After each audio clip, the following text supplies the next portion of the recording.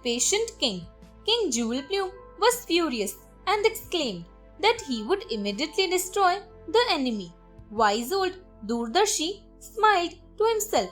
He realized that this must be the work of Chakravaka, the clever minister of the Swan King. "Why do you smile, Durdarshi?" asked the king. "For two reasons, sir," replied the old vulture. "Firstly, it is not worthy of a king to make a noise about who his friends or enemies are. Secondly, it is unwise to take hasty decisions like the Brahmin." "Maybe you are right," said King Jewel Plume.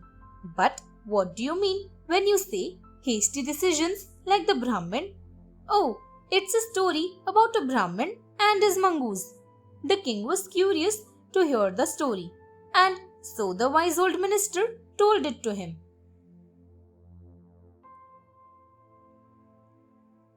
The Brahmin and the Mongoose. A Brahmin named Madhav lived in Ujjaini. He had a wife and a little son was born to them. The Brahmin had a pet mongoose, whom he also loved very dearly. He had brought him home as a baby and reared him with love and care. One day, his wife went to the river to have a bath. When she was going out, she asked her husband to look after the baby till she returned. It so happened that a little while later, a man came to call the Brahmin to the house of a merchant who had died recently. A funeral rite had to be performed over there. The Brahmin earned money through such services, so it was necessary for him to go. "What should I do?" he wondered. "How can I leave the baby alone?" Then, remembering his pet mongoose, he left the baby in his care. The Mongoose and the Snake. The mongoose was a very faithful pet, and he loved the little baby. While he sat guard near the sleeping baby, a snake came into the room. The mongoose saw that he was slithering closer to the baby's cradle, so he attacked him immediately and killed him. When the Brahmin returned after performing the rites, he saw the bloodstains all over the place, and the mongoose too with the bloodstains on its mouth. He thought the mongoose had attacked his baby and was furious. In his anger, he picked a stout stick up and killed the mongoose. When he entered the house, he saw the dead snake near the cradle in which his baby was fast asleep. The Brahmin was miserable. He realized that his pet mongoose had saved his baby. He deeply repented killing his beloved pet so thoughtlessly.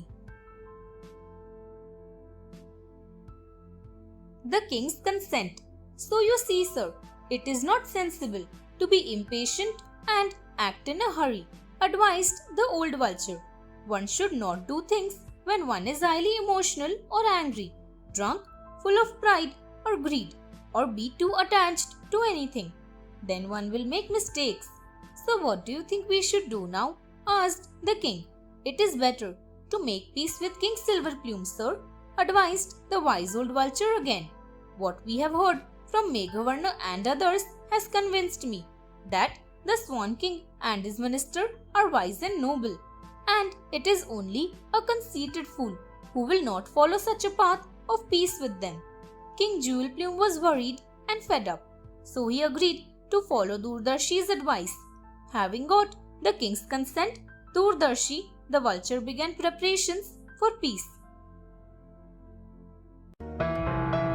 Thanks for watching. Do like, share, subscribe to Sahil Book House.